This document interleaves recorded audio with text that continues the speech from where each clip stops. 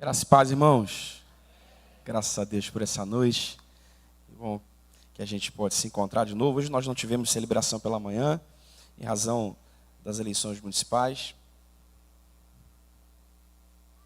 Nós divulgamos aí nas nossas redes sociais, nos nossos grupos, nos nossos canais de comunicação, que manteríamos a nossa celebração das 18 de pé.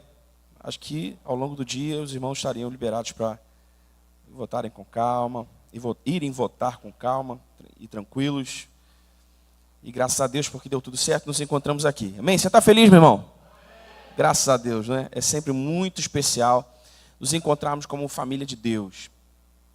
Em algum momento eu vou falar um pouquinho mais sobre isso na mensagem de hoje, mas eu quero começar encorajando você a aproveitar cada segundo do seu tempo aqui, nesse lugar, para conectar-se com Deus, para conectar-se com os seus irmãos, para manter os seus ouvidos abertos, o seu coração aberto, para a voz do Espírito Santo, para o toque do Espírito Santo.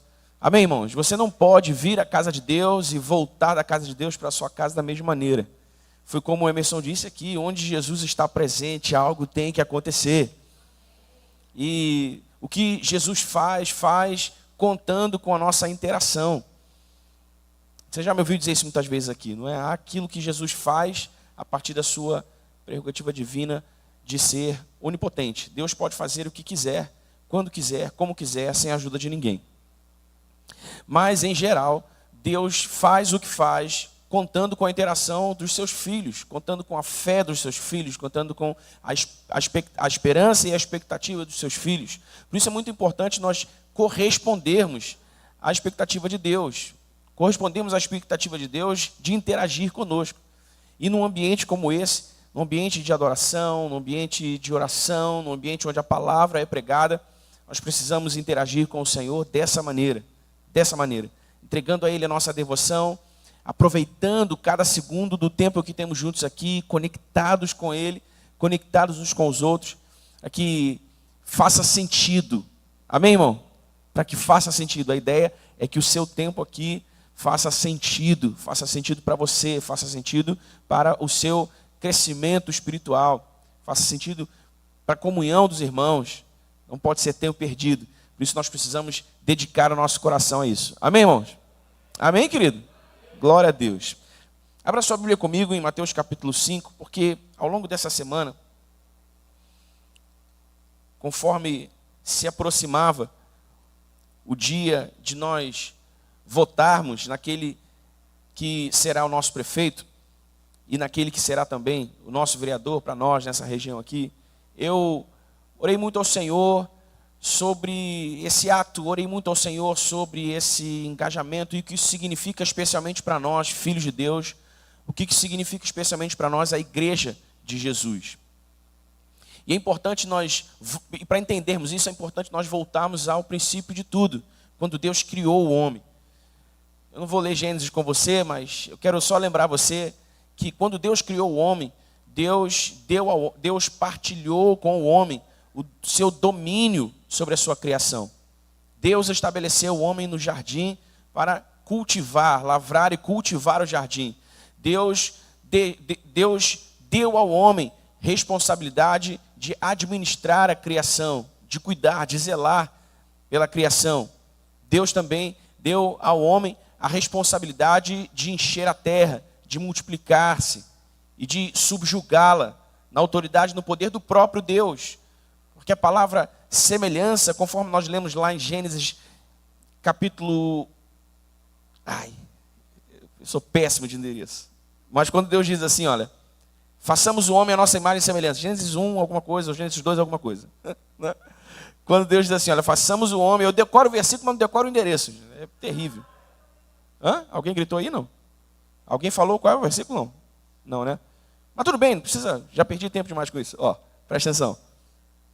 Quando Deus diz assim, olha, façamos o homem a nossa imagem e a nossa semelhança. Essa palavra semelhança é a tradução da palavra hebraica damá, que significa representante legal. Então Deus criou o homem para ser o seu representante legal na terra. Você entende isso, irmão? Você entende isso? Fomos criados por Deus para ser seus representantes na terra e partilhar o seu domínio sobre a criação. Então, há sobre nós essa responsabilidade de partilharmos o domínio de Deus sobre a sua criação. Obviamente, o pecado quebrou essa ordem divina, quebrou essa responsabilidade do homem sobre a criação de Deus, de forma que o homem, ao invés de preservar, ao invés de cuidar, ao invés de zelar e de administrar a criação, só destruiu aquilo que Deus criou. Mas Jesus Cristo vem trazendo redenção.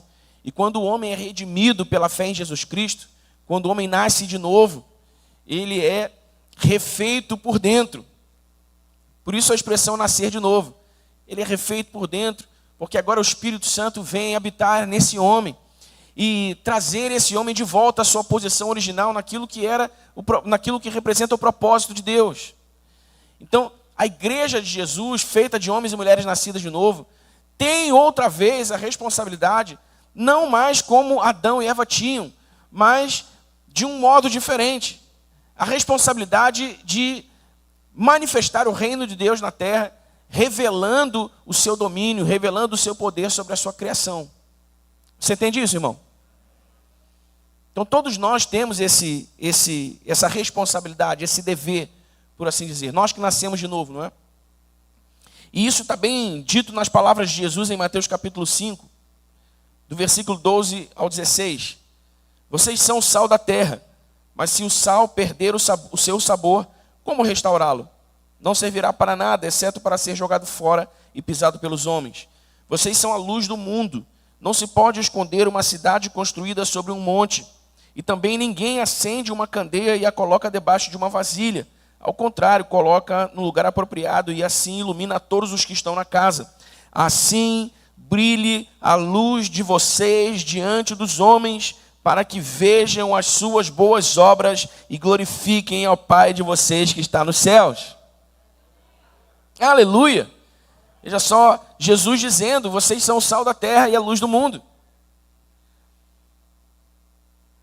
Vocês são aqueles que agora, e obviamente isso não está escrito aqui, né? Mas eu estou atribuindo mais significado, mais sentido.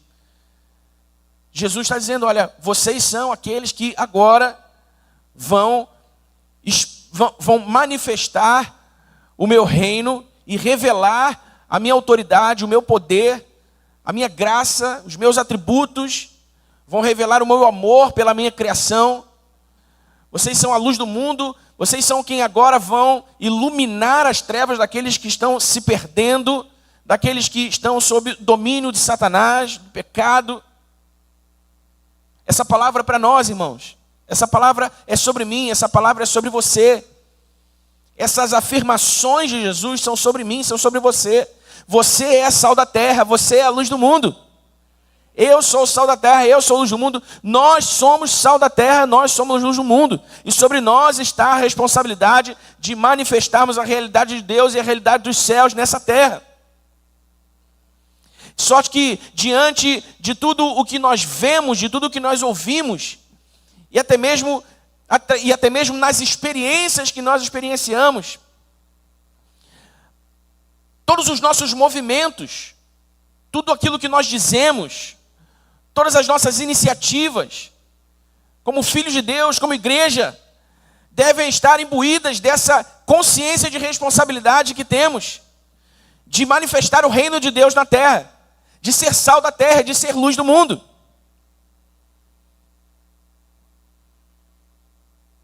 Porque essa é a expectativa de Jesus em nós. E nós não queremos frustrar as expectativas de Jesus, amém, irmãos? Eu não quero frustrar as expectativas de Jesus em mim. Eu quero ser o que Jesus quer que eu seja, eu quero fazer o que Jesus quer que eu faça. E se você ama Jesus, você deve querer o mesmo. Então nós somos o sal da terra e nós somos a luz do mundo porque temos a responsabilidade de manifestar o reino de Deus na terra. Amém, irmãos? E o engajamento cultural, o engajamento político, o engajamento no mercado, a vida como um todo, por assim dizer, deve ser vivida debaixo dessa consciência de responsabilidade. Deve ser vivida debaixo dessa consciência de poder e autoridade que temos de manifestar o reino de Deus na terra. Amém, irmão? Você não pode passar por esse mundo vivendo os seus dias como quem está aqui a passeio. Se você nasceu de novo pela fé em Cristo Jesus, você tem sobre seus ombros uma responsabilidade. Diga comigo, responsabilidade. Amém? Responsabilidade. A responsabilidade de manifestar o reino de Deus na terra. A realidade dos céus, a realidade de Deus na terra. Por meio do modo como você vive. Por meio da sua ética nos seus relacionamentos, da sua ética no trabalho. Por meio da reputação que você constrói como filho de Deus, como um cristão em Cristo Jesus.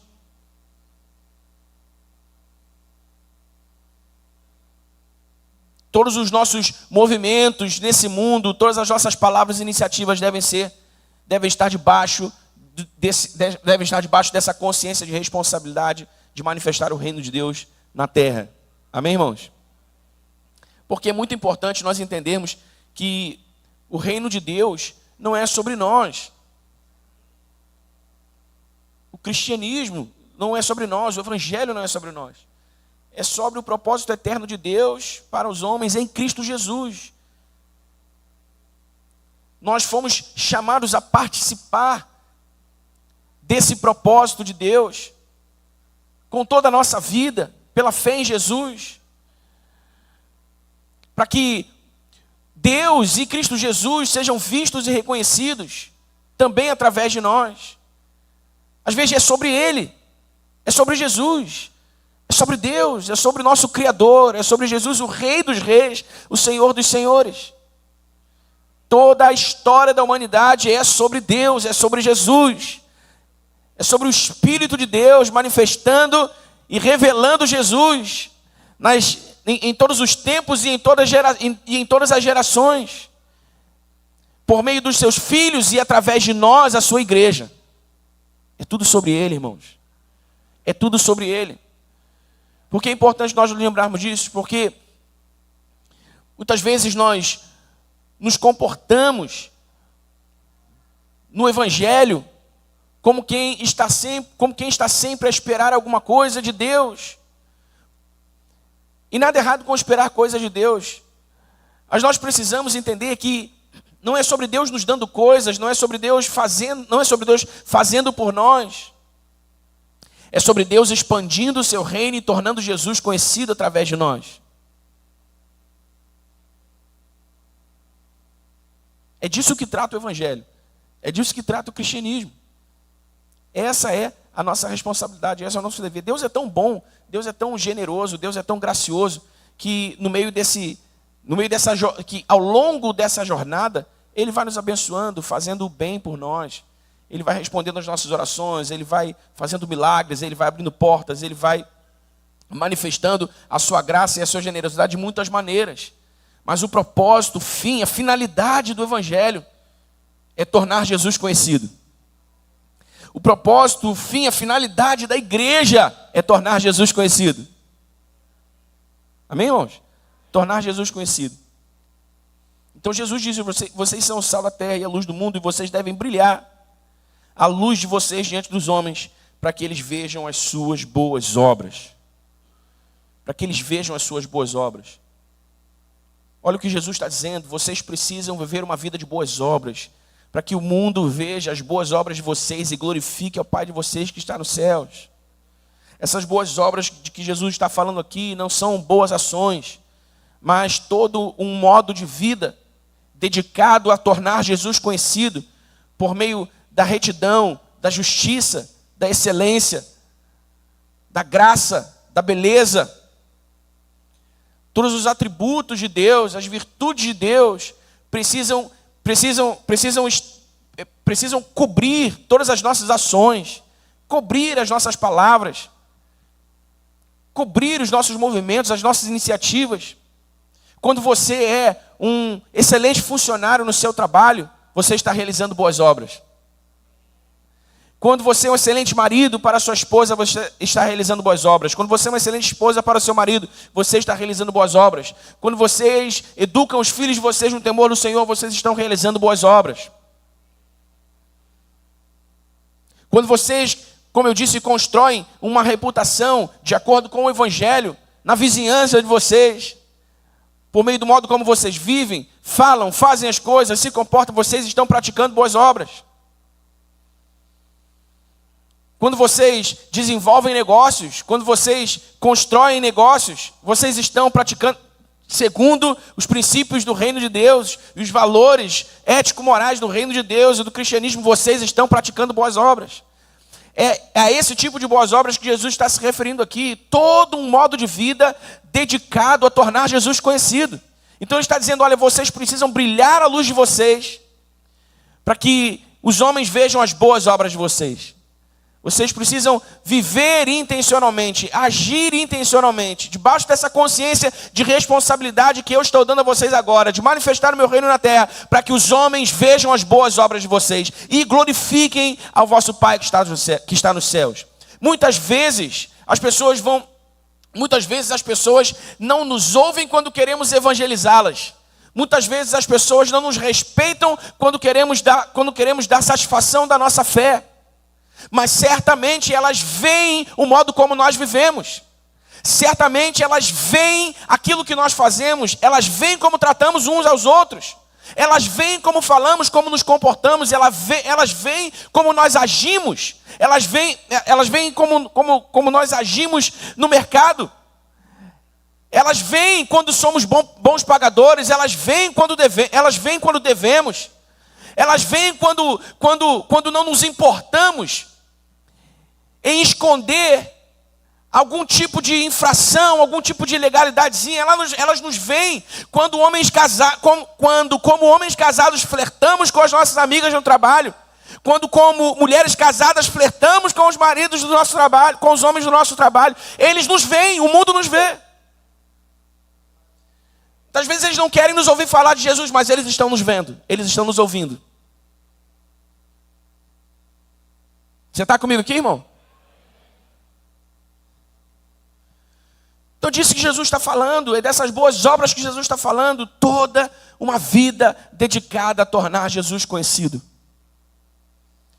Toda uma vida dedicada a exaltar os valores ético-morais do cristianismo. Porque, irmãos, a impressão que muitas vezes eu tenho é que quanto maior em número se torna a igreja evangélica no Brasil, menor em qualidade se torna a fé dessa igreja. Porque, de muitas maneiras, a igreja vai se secularizando, a igreja vai fazendo acordos com a cultura vigente. Até o ponto em que já não se pode mais perceber o que é e o que não é, porque é tudo uma mesma coisa.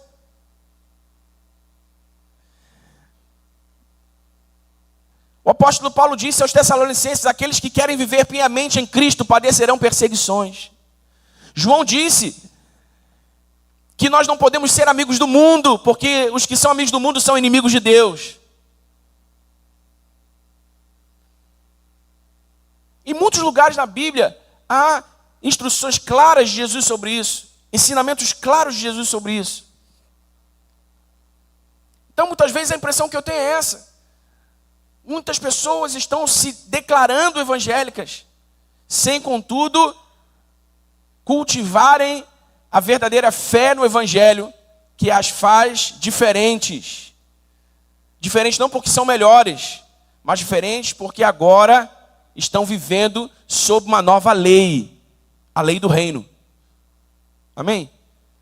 Então eu estou falando, por exemplo, de crentes que estão no Evangelho, que se dizem crentes por onde vão, mas que quando têm oportunidade não repartem, mas que quando têm oportunidade são egoístas, mas que quando são ofendidas devolvem a ofensa de volta, mas que quando precisam se beneficiar por alguma razão mentem. É desse tipo de crente que eu estou falando. E às vezes, porque a igreja está tão secularizada, essas coisas vão passando batidas como se fosse normal, como se tivesse tudo bem. Não está tudo bem, não pode estar tudo bem, irmão. Jesus disse que nós somos a luz do mundo. Se a luz do mundo não ilumina as trevas, ela não é luz. Ela é trevas. Então, Jesus coloca esses dois elementos em contraposição. Vocês precisam brilhar a luz de vocês, porque vocês são a luz do mundo. Quem não está na luz está nas trevas. Então, ou é luz ou é trevas. Não há penumbra no reino de Deus, não há sombra no reino de Deus. Seja o vosso sim, sim, e o vosso não, não. Passar disso é procedência maligna, não é assim que diz o versículo? Ou vocês são frios ou vocês são quentes, porque se vocês forem mornos, eu vou vomitar vocês na minha boca. Não é isso que diz o versículo?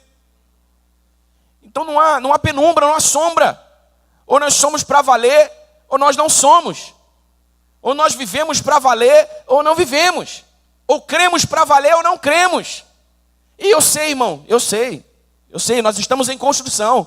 Nós estamos sendo santificados. O Espírito de Deus está trabalhando em nós. Nós estamos sendo transformados. Mas o que quero enfatizar aqui é que nós precisamos estar comprometidos nessa posição, porque esta responsabilidade está sobre nós. Manifestar o reino de Deus na terra, a realidade dos céus, a realidade do reino na terra.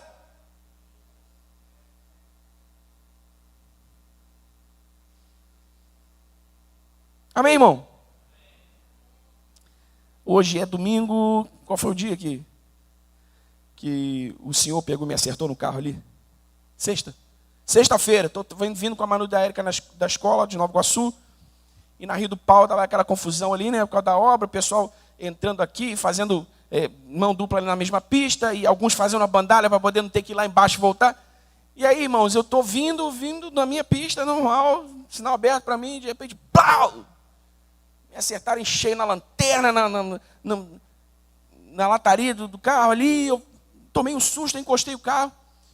E aí eu não vi quem estava dentro do carro. O senhor já estava fazendo a volta lá pelo posto, voltando para me encontrar. Eu saí do carro, a Érica e a Manu saíram do carro também, estava tudo bem, ninguém se machucou. Aí eu fiquei olhando para ver se ele vinha. Ele veio, ele encostou o carro. Quando ele saiu do carro, irmão, era um senhor que se tremia todo. Eu falei assim: senhor, está bem? Está tudo bem com o senhor não se machucou? Não me machuquei. Está tudo bem com a sua senhora ali? Eu olhei para debaixo do carro. A senhora está bem? Você não se machucou? Não me machucou. E o meu prejuízo foi bem menor do que o dele. Na batida, não é? E aí, eu não sei porquê, não faço ideia de por que ele perguntou isso, mas ele perguntou: se você é crente também?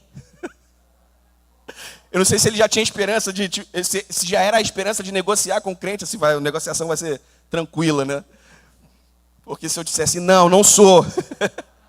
Talvez a gente saísse no pau ali, né? Eu falei: senhor, eu sou sim. Não, é porque eu estava indo para a igreja. Não, tudo bem, o senhor vai para a igreja. Mas eu não quis exercer juízo sobre meu irmão. Eu falei assim: irmão, senhor, o senhor vai para a igreja, está tudo certo. O senhor fica com o seu prejuízo, eu fico com o meu. Fique em paz. E ele não sabia nem como me agradecer. Se tremendo todo. Poxa, meu filho, obrigado. Eu falei assim: caramba.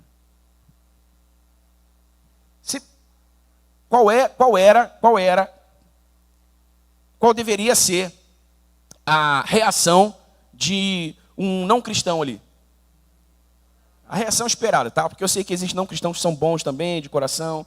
Mas a reação natural esperada: filma, tira foto, pega o celular, já liga para alguém, faz aquela fumaça. E aí, quanto é que vai ficar? Como é que a gente vai acertar esse prejuízo? Circunstâncias extremas que nos colocam em pontos de inflexão, onde nós temos que tomar uma decisão entre salgar, brilhar a luz de Jesus, ou agir como uma pessoa qualquer.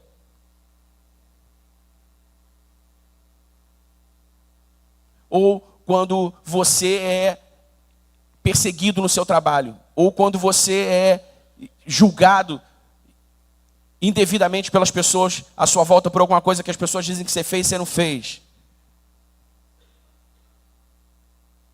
Nós não podemos, irmãos, nós não podemos. E de novo, eu sei, nós estamos em construção, estamos sendo santificados e tudo mais, mas nós não podemos viver a nossa vida como se nós não tivéssemos tido um encontro com Jesus. Porque o encontro com Jesus muda tudo. Muda completamente o rumo da nossa vida, sim ou não? Então nós temos um encontro com Jesus. Jesus nos encontra com a sua graça e o seu amor. E nós respondemos com fé em Jesus, em quem Jesus é. E o Espírito de Deus vem habitar em nós. Agora é tudo novo. É tudo diferente. Agora nós temos condições de viver e andar nessas boas obras. Mas o meu primeiro ponto aqui é esse. É que nós precisamos viver debaixo dessa consciência. De que vivemos aqui, nesse mundo, como igreja de Jesus, para manifestar a realidade dos céus, a realidade de Deus na terra. Amém? Na sua família, na sua vizinhança, no seu trabalho, nos seus negócios. A irmã está consagrando a empresa dela aqui. Eu sei que nós temos pequenos empreendedores aqui. Pequenos empresários, empreendedores. Faça negócios como um homem de Deus. Faça negócios como uma mulher de Deus. Amém? Amém, irmão? Não negocie valores, não negocie princípios fundamentais. Os valores, os princípios fundamentais do cristianismo. Não negocie. No seu trabalho, se você não é um empresário, um pequeno empresário ou um empreendedor, seja o melhor funcionário da firma. Amém, irmão? Seja o melhor funcionário da firma. Às vezes por que eu estou falando isso? Porque, em geral, as pessoas têm a ideia de que praticar boas obras ou viver de acordo com o evangelho é evangelizar o tempo todo. É tentar viver como um santinho. Não é isso não, irmão. A vida está acontecendo. Você tem que fazer a tua vida debaixo dessa consciência. Debaixo dessa consciência de que você tem a responsabilidade de manifestar o reino dos céus na terra. De manifestar a realidade de Deus na terra. No mundo. Amém? Então lá no seu trabalho, você faça o melhor que você pode e seja o melhor funcionário da firma. Porque aí você está praticando boas obras. Amém? Enquanto o seu patrão não está presente, não seja como os outros funcionários. Que fazem corpo mole, que não entregam a meta do dia. Que trabalham como se, tá bom, tá tudo bem.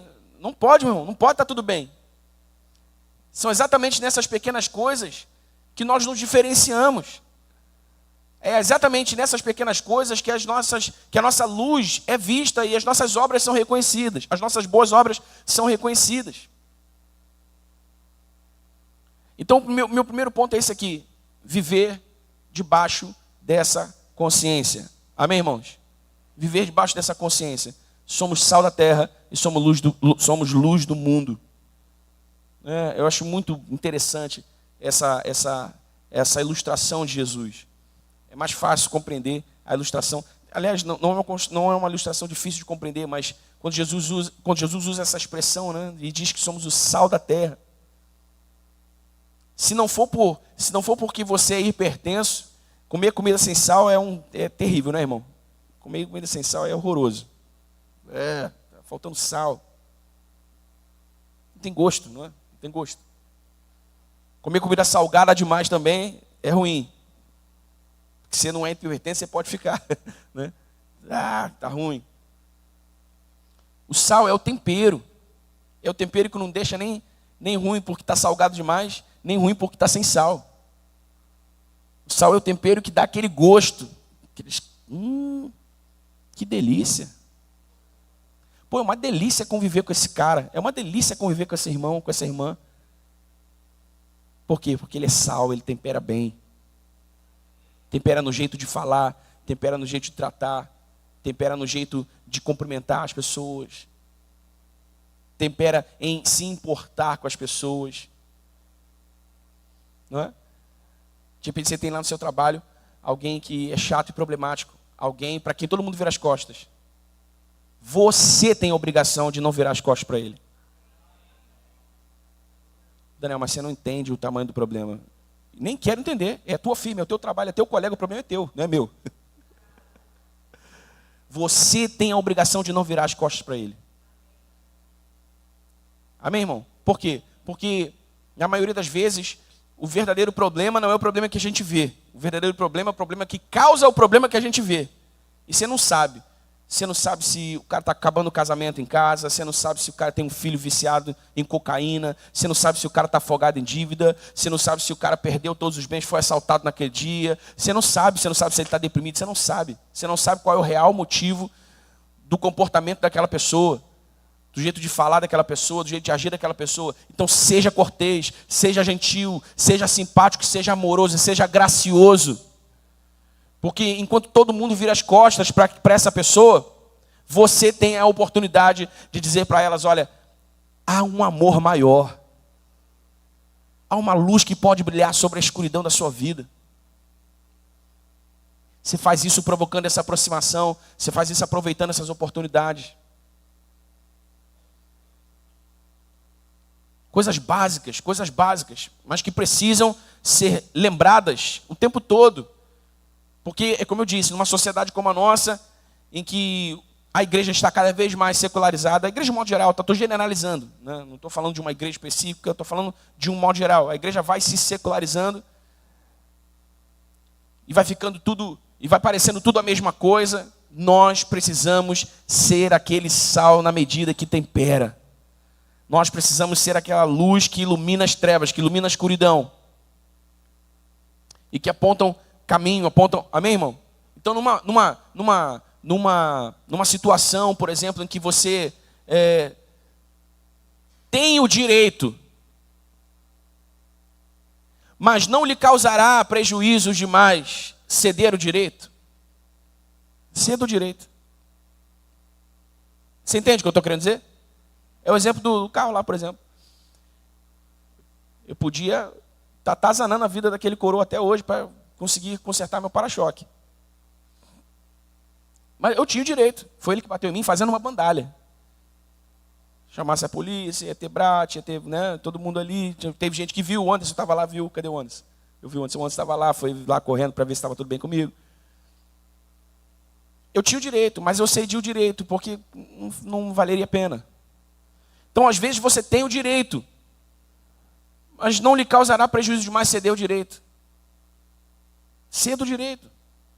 Se você tem a oportunidade de tomar uma decisão que é boa para você, se você tem uma decisão para tomar, tome sempre pensando no todo e não só em você. É bom para mim ou é melhor para todo mundo? Claro, em situações muito específicas, né? De modo geral, a gente está sempre tomando decisões, microdecisões relacionadas a nós mesmos, mas naquelas decisões que são maiores, por exemplo, aquelas decisões que envolvem mais pessoas, é bom para mim ou é melhor para todo mundo? Entendeu? Não seja reconhecido, não seja reconhecida como uma pessoa que sempre sai correndo na frente para poder se dar bem, que sempre sai correndo na frente para poder pegar o melhor, que sempre sai correndo na frente para poder ter a melhor oportunidade, que não dá espaço para os outros. Coisinhas assim que são corriqueiras e que acontecem o tempo todo nos nossos relacionamentos, na nossa vida. Sal da terra e luz do mundo. Bom, precisamos viver sob essa responsabilidade, amém? Eu comecei falando sobre as eleições, né, e por que eu comecei a pensar nisso, por que eu vim pensando nisso ao longo dessa semana, porque eu ouvi algumas conversas, pessoas dizendo, falando, crente e política não combina, não se mistura, aquele tipo de coisa, né? Assim, irmão, mas se não houverem pessoas iluminadas para dissipar as escuridões, as trevas naquele lugar,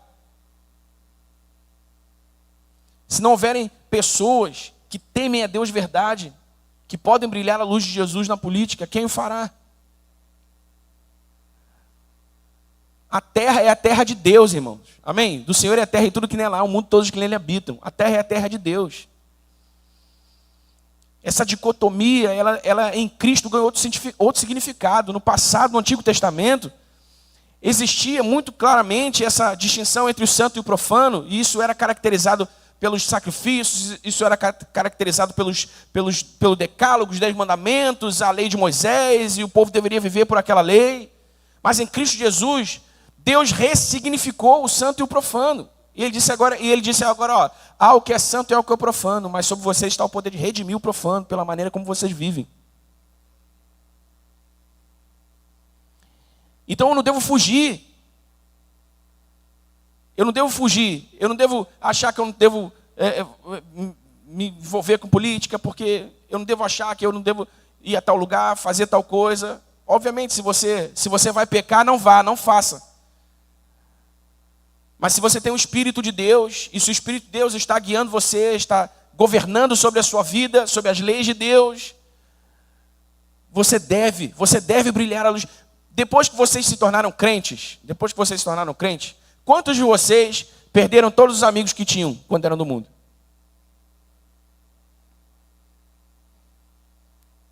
Quantos de vocês ainda têm amigos? Bom, muito bom. Por que vocês perdem os amigos que são do mundo depois que se convertem? Claro, é claro. Por questões óbvias, provavelmente vocês já não terão mais o mesmo nível de intimidade, o mesmo nível de... mesmo tempo de relacionamento juntos, porque você está vivendo uma vida diferente. Mas por que muitos fecham esse canal? Porque pensam que se tornaram crentes e agora não podem mais se misturar com certo tipo de gente. Estou generalizando, há casos específicos. Estou generalizando. Não podem mais conversar com certo tipo de pessoas. Tem gente que quebra relacionamento com a família, não vai mais em aniversário de família, porque agora é crente, e lá no aniversário da família vai ter pagode, vai ter cerveja. Tu vai rebolar no pagode? Tu vai beber a cerveja? É tua família, irmão. É sangue do teu sangue. Por que tu não vai? Quem sabe lá você tem a oportunidade. Quem sabe lá você tem a oportunidade de brilhar a luz de Jesus no meio daquela escuridão toda lá. Quem sabe lá você tem a oportunidade de pregar Jesus para alguém que está deprimido, de pregar Jesus para alguém que está quebrado, de pregar Jesus para alguém que está se separando. Quem sabe? Entende? É disso que eu estou falando. Se você não está onde as pessoas, se você não está onde o mundo pode ver as suas boas obras, se você não está brilhando a sua luz onde o mundo pode ver as suas boas obras, o Pai não será glorificado. Porque foi o que Jesus disse: vocês brilham a luz, as boas obras de vocês são vistas, o Pai é glorificado. Agora, obviamente você precisa estar consciente da responsabilidade que está sobre os seus ombros. E você precisa ser honesto, sincero. Você precisa ser verdadeiro. Porque você não pode esconder. Você pode esconder do seu parente, você pode esconder do seu pastor, você pode esconder do seu amigo, do seu vizinho. As suas motivações, você não pode esconder de Deus as suas motivações. Porque eu conheço gente honesta e sincera que diz assim: Senhor, eu não posso ir, porque se eu for, eu ainda não estou firme, eu posso... Ok, não vá. É disso que eu estou falando. Ok, não vá. Pode, de repente, eu chego lá, está tocando pagode, eu vou ficando meio... E eu já começo a meio... Tá bom, não vá. Não vá. Né?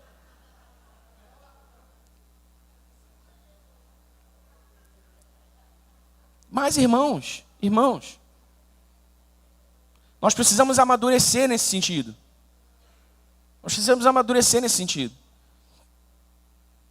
Porque é exatamente nessa intercessão, é exatamente nesse convívio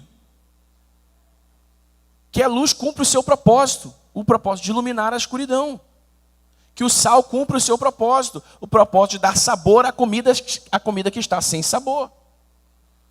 Eu não estou falando de você fazer alianças, eu não estou falando de você fazer negócios, eu não estou falando de você ser, sabe, provavelmente nem sejam mais melhores amigos, o que não é uma regra, ok? Podem até ser, mas eu estou falando de você manter o canal aberto.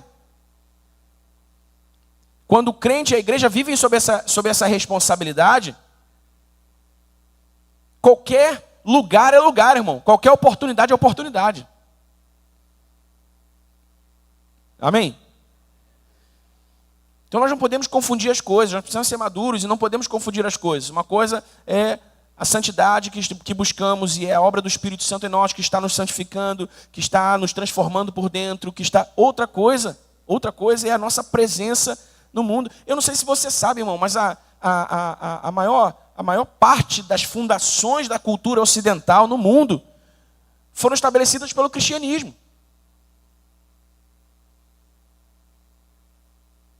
A base da jurisprudência são os 10 mandamentos. Algumas das maiores universidades do mundo foram fundadas por cristãos. Harvard, Stanford, Yale, universidades que as reformas, ou a reforma protestante, Calvino e a reforma que aconteceu na Suíça, irmão, há muitas verdades históricas que fazem menção a crentes brilhando a sua luz e mostrando as suas boas obras no meio de um mundo quebrado, perdido e falido, dizendo: ei, há um Criador nos céus que se importa. Ei, há um rei nos céus que se importa e quer governar sobre a sua realidade também. Mas se nós fugimos, se nós nos escondemos, se nós nos isentamos,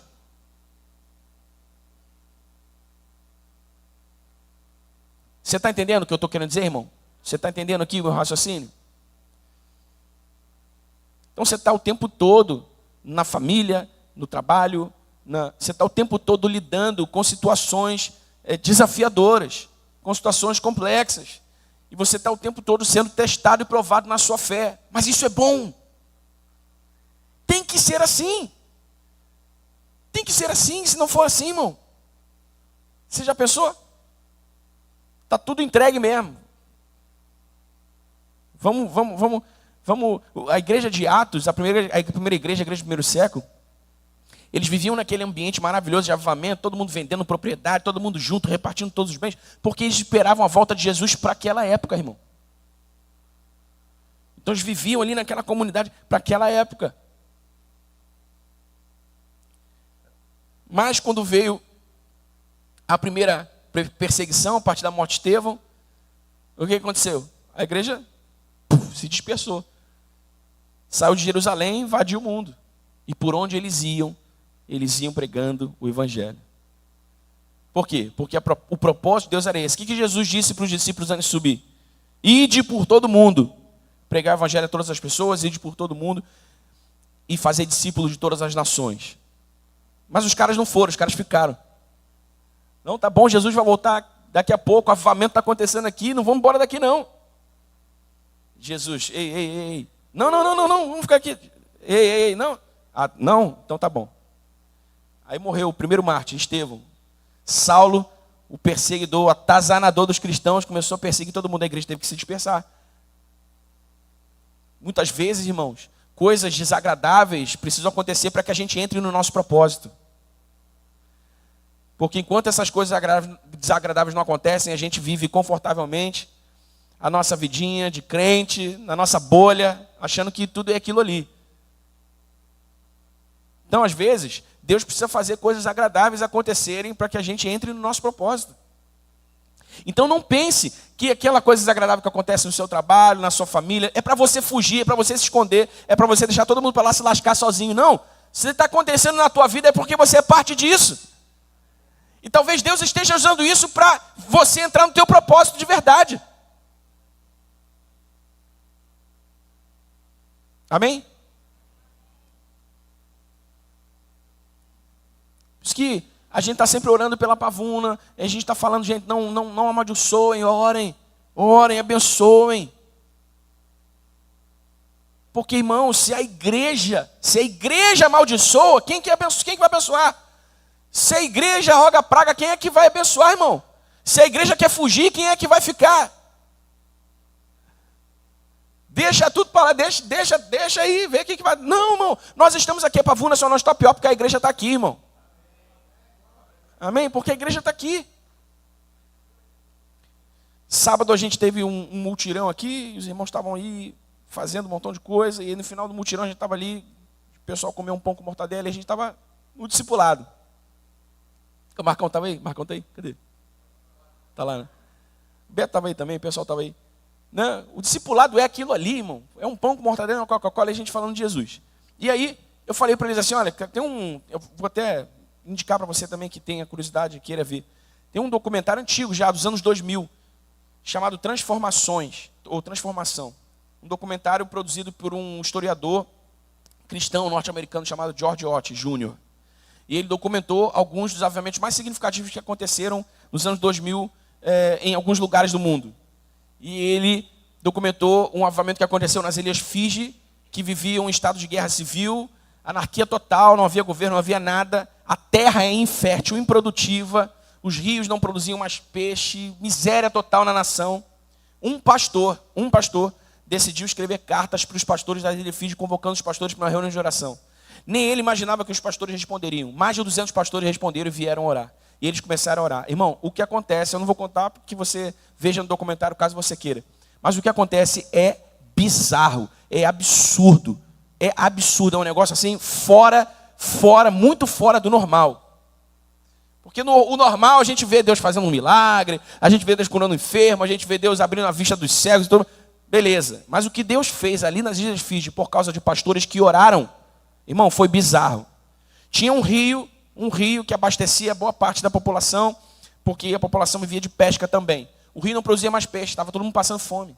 O rio não só voltou a produzir peixe, como começou a produzir peixes que nunca deram naquele rio. Peixes enormes, que nunca ninguém pescou peixe daquele tipo naquele rio. Começou a aparecer aquele tipo de peixe lá. 3 homens para carregar um cacho de banana. A terra não produzia mais fruto. De repente, por causa da oração da igreja. 3 homens agora tinham que carregar um cacho de banana. Os governantes conseguiram restabelecer a ordem. Trouxeram alguns dos pastores que estavam liderando aquele movimento para se tornarem conselheiros do governo. E os pastores começaram a governar a nação junto com os caras. Irmão, avivamento, um negócio assim bizarro, fora do comum. Irmão, se Deus fez isso nas Ilhas Fiji, não pode fazer na Pavuna?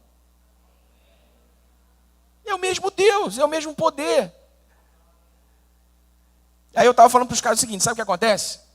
O que acontece é que, às vezes, a gente é tão duro de coração que a gente precisa ir assim, ó, no mais rasteiro das circunstâncias para poder entender que a gente precisa se voltar para Deus.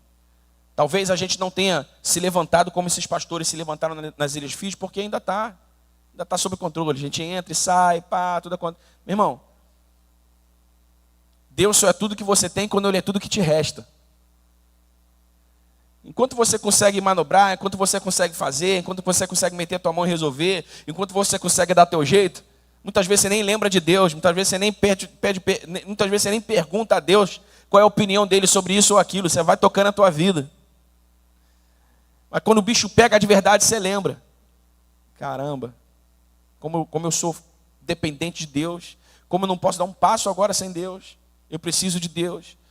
E a gente lembra das palavras de Jesus, sem mim nada podeis fazer. Enfim, o que eu quero dizer é que nós precisamos amadurecer para entender que a igreja não deve correr, a igreja não deve fugir, a igreja deve estar lá, a igreja deve estar presente, a igreja deve brilhar a sua luz para que os homens vejam as suas boas obras. Amém?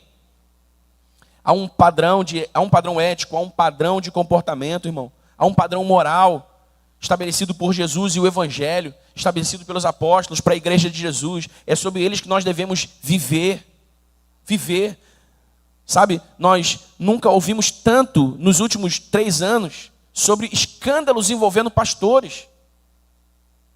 Escândalos que foram descobertos que já aconteciam há anos. É um pastor que tem 3 famílias e que ninguém descobriu, de repente. É um pastor que tinha um caso com a irmã, líder do Ministério de Louvor.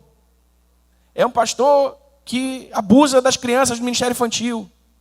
Eu conheci pessoalmente, lidei com um amigo, conversei com um amigo que um caso desse aconteceu na igreja. Um diácono abusava de uma criança na igreja. E ele ajudava no departamento infantil. Eu falei, irmão, você tem que interditar esse cara agora. Você tem que tirar esse cara, você não pode deixar ele encostar em criança nenhuma. Nunca se ouviu tanto, irmão. Agora você imagina, se pastores estão vivendo nesse lamaçal, você imagina os irmãos das igrejas que eles... Por que eles nunca confrontam um homem que adultera? Porque eles têm telhado de vidro. Por que eles nunca confrontam um pai que dá mal educação para os seus filhos? Porque eles têm telhado de vidro. Entendeu? Então, tudo que você ouve nessas igrejas, nas igrejas desses caras, é bênção, bênção, bênção, bênção, bênção, porta, porta, porta, porta, porta, milagre, milagre, milagre, milagre. Deus faz milagre, Deus abre porta, Deus derrama bênçãos. Mas isso, irmão, isso não é todo o evangelho. E muitas vezes, se tem essa penumbra aí, né? Essa penumbra, meio sombra, porque não dá para ver o que é de verdade. E os caras estão lá tocando uma vida pregressa, uma vida de pervertida, sem ninguém saber. Agora, se isso acontece entre pastores, irmãos, o que vocês acham que não acontece entre crentes que estão sentados nos bancos das igrejas? Pornografia, mentira. E deixa eu te falar, Jesus falou assim, vocês leram na lei de Moisés que o homem não pode adulterar com sua esposa. Eu digo para você que se você só pensar numa mulher com intenções equivocadas, você já adulterou com ela. O que Jesus está dizendo ali, está mostrando ali, irmão? Que o sarrafo na graça ele é mais alto. Na lei o sarrafo tinha uma altura, na graça ele é mais alto, porque na lei o que se viam eram as ações, na graça o que se vê são as motivações. Jesus vê você, antes de você fazer o que você quer, Jesus está descobrindo por que você quer fazer o que você quer. O pecado já começou ali. Quando você já alimenta aquele desejo, já começou ali.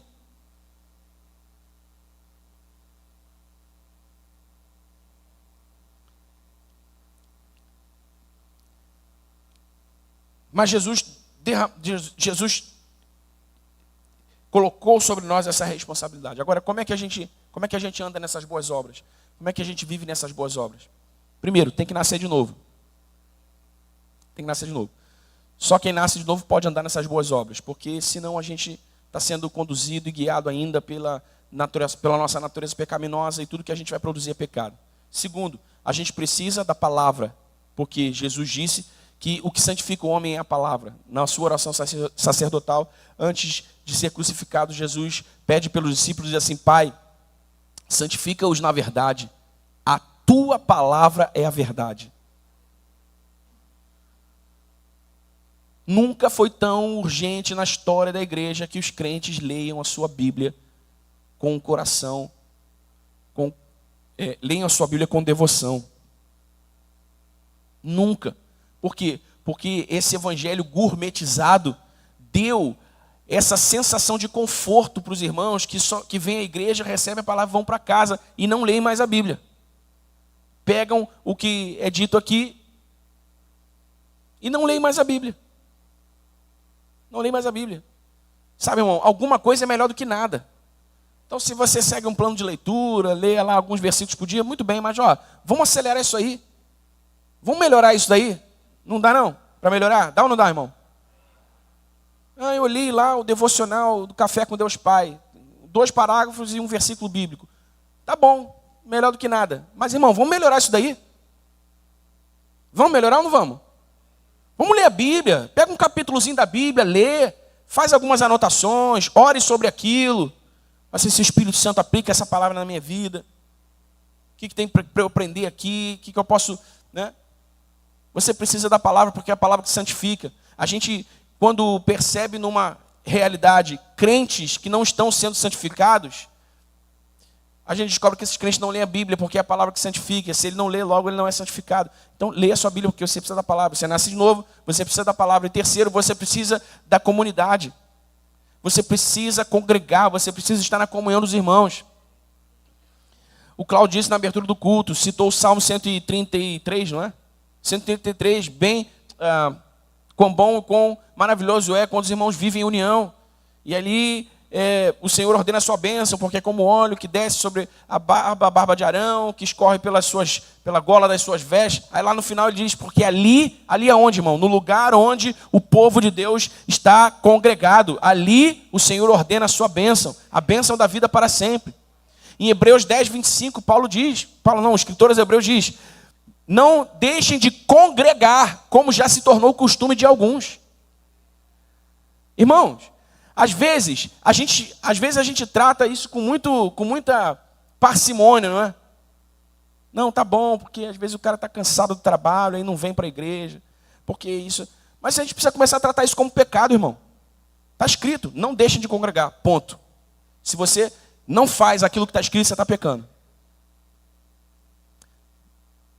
Eventualmente você vai faltar à igreja. Coisas acontecem. Eu não estou falando de quando você não vem porque coisas acontecem. Eu estou falando de quando você não vem porque você está de boa, acomodadão. Entendeu?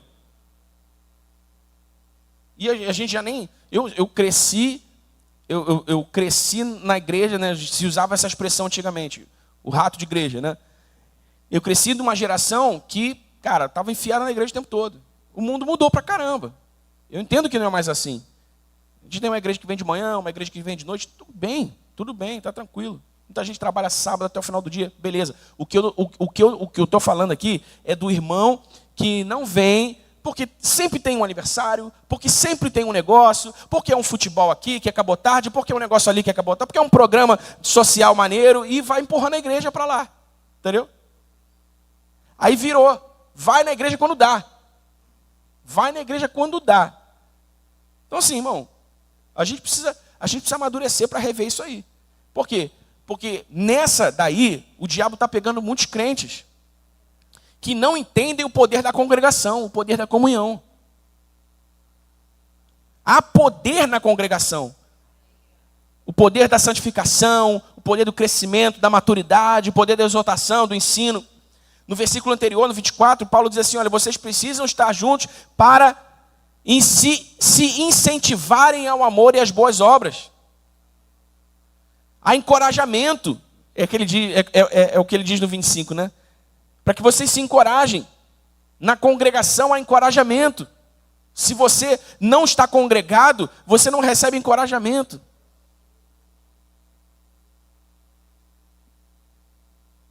E eu não vou nem entrar no ponto da maneira, né? Da maneira como a gente vem, da maneira como a gente está aqui. Estou falando só que, olha só, você precisa nascer de novo. Você precisa da palavra e você precisa da congregação, da comunidade. Porque senão você não vai conseguir andar nas boas obras que Jesus pede que você ande. Se você não anda nas boas obras que Jesus pede que você ande, está pegando para você, irmão. Amém? Amém, igreja? Então assim, vamos amadurecer, vamos crescer e vamos amadurecer, entendendo que está sobre nós essa responsabilidade, está sobre nós esse dever. Nós precisamos viver a nossa vida para manifestar o reino dos céus na terra, para manifestar a realidade de Deus na terra, porque é isso que Jesus espera de nós, é isso que Jesus espera da sua igreja. Quando Jesus falou para Pedro, Simão, tu és Pedro, e sobre esta pedra edificarei a minha igreja, as portas do inferno não prevalecerão contra ela. Eu te darei as chaves do reino, e tudo que você ligar na terra terá sido ligado no céu, e se desligar na terra terá sido desligado no céu. Irmão, essa autoridade, essa influência do reino está sobre nós, mas ela não se manifesta se nós não vivermos sob essa influência, empurrados por essa influência, conscientes desse poder. Amém? As pessoas sem direção, quebradas, perdidas, destruídas por dentro, precisam saber a quem recorrer quando o bicho pegar. Eles precisam saber que você está disponível. Eles precisam saber que você tem uma palavra. Eles precisam saber que você vai poder orar por elas. Eles precisam saber que você vai dizer alguma coisa para elas. Eles precisam saber. Amém? Amém, irmão? Mas isso se constrói uma maturidade que vai se construindo. É por isso que a gente precisa falar disso, e falar de novo, e falar de novo. Por quê? Porque nós nascemos de novo, mas nós somos santificados pela palavra e nós somos encorajados na congregação, na comunhão, e então nós podemos sair. A igreja, irmão, não é o que acontece aqui dentro, a igreja não é isso aqui. Isso aqui é a reunião da igreja, mas a igreja não é a reunião. Amém?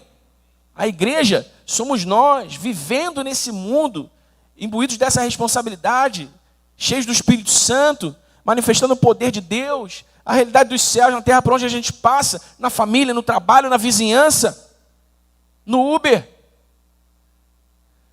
Puxa a conversa. Tem gente que entra no Uber e torce para o motorista não dar uma palavra, porque ele não gosta de conversar, não gosta de falar. Puxa a conversa com o cara, pô.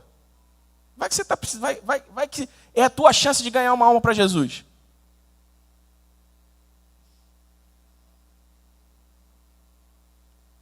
Uma vez eu estava sem carro, um Uber me pegou na porta de uma igreja, que foi pregar numa igreja, aí ele me pegou. Ele sabia que era uma igreja e tal, aí ele mesmo começou a abrir o coração. Eu falei, beleza, até em casa eu ganho ele para Jesus de novo. Ganho ele para Jesus. Aí então, no final da conversa, já perto de casa. Aí eu falei, cara, tá chegando e não vou perder a oportunidade. Cara, falei.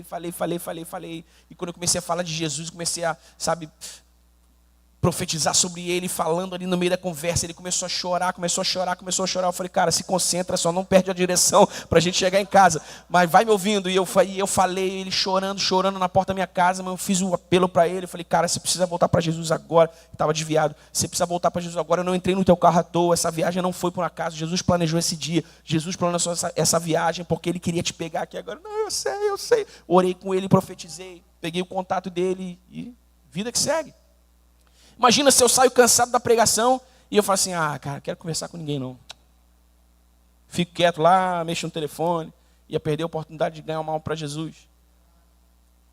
Então, irmãos, nós precisamos amadurecer, crescer, entender que o Evangelho, o Reino de Deus, não é só sobre Deus nos dando coisas, fazendo coisas por nós. Somos nós agindo, vivendo, intencionalmente, agindo, ativando o poder do Espírito por onde a gente passa, por onde a gente vai. Amém, irmão? Não foge das festas de família. Não foge. De repente você é o único crente na família agora, pô. É chato às vezes, não é? Porque você não queria estar naquele ambiente, você não queria, mas faz uma hora, fica um pouquinho pelo menos. Deixa ele te ver para saber que você teve a consideração de lá. Cara, eu vim, mas não vou poder ficar até o final, eu queria fazer uma oração. Posso fazer uma oração antes de ir embora? Já mete essa logo. Ele não vai recusar, canja de galinha, oração ninguém rejeita. Aí na hora da oração tu manda ver, irmão. Mas não se esconda. Porque se você se esconder, a sua luz não vai brilhar. E Jesus disse que a luz tem que brilhar. Amém? Amém, igreja? Talvez não era a mensagem que você esperava, né? Mas é importante. Às vezes a gente precisa deixar que o Espírito Santo mexa na gente. Mas eu sei que essa palavra pode tornar a sua semana uma semana maravilhosa. Eu sei que você pode sair daqui imbuído dessa responsabilidade, cara, eu vou brilhar a luz, eu vou fazer lá certo, Jesus vai me usar, eu vou. Eu sei que vai. Se você receber e abraçar essa palavra com toda a tua fé, irmão, eu sei que isso vai te abençoar. Isso pode mudar a tua semana para sempre. Ou melhor, pode mudar a tua vida para sempre. Pode te dar uma semana incrível. Amém? Ninguém bate na tua porta por acaso. Ninguém te pede nada por acaso. Tudo está no plano de Deus, irmão. Tudo está no plano de Deus. Tu vê, às vezes um cara bate na tua porta pedindo uma comida. 1 quilo de alguma coisa. Você é a última esperança daquele cara, porque Deus botou aquele cara na tua rua para tocar na tua porta. Foi Deus que fez aquilo. E você, não tem não, irmão. Tua primeira reação já é, não tem não. Faça que nem a Mari, pague 7 pastéis, né, Mari? 7 lanches. Né? A Mari achou que ia pagar só um lanche, a mãe tirou de trás da pilastra 7 crianças. Não, tem eles também. Amém, meu irmão? Que Deus te abençoe em nome de Jesus. Viva como sal da terra, viva como luz do mundo para a glória de Deus. Não deixe que a sua vida seja sem sentido. Não deixe que a sua vida seja sem graça. Não deixe que a sua vida não impacte a vida de ninguém. Não deixe que a sua vida não incomode a ninguém. Não deixe que a sua vida não desperte o interesse de ninguém. Sabe? Não viva como um zero à esquerda nesse mundo, porque você é a igreja de Jesus. Você é a igreja de Jesus. Está sob os seus ombros essa responsabilidade, esse poder. E eu tenho certeza que Deus quer usar a sua vida para a glória do seu nome. Amém, irmão? Então vamos ficar de pé.